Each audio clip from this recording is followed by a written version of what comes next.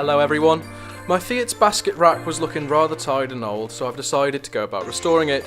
Now, I've sanded off the decades old varnish from the slats, I've used alloy cleaner on the frame, I've painted the slats with the Italian tricolore.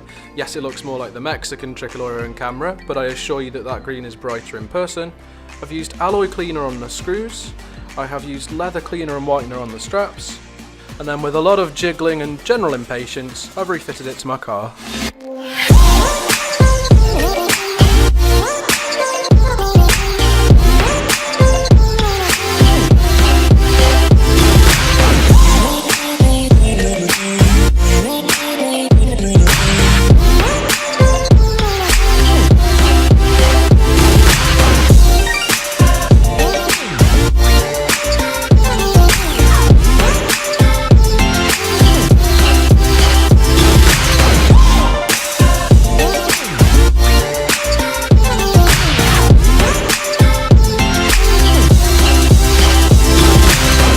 I hope you've enjoyed watching that process. Do subscribe to see the first drive video, which is coming very soon.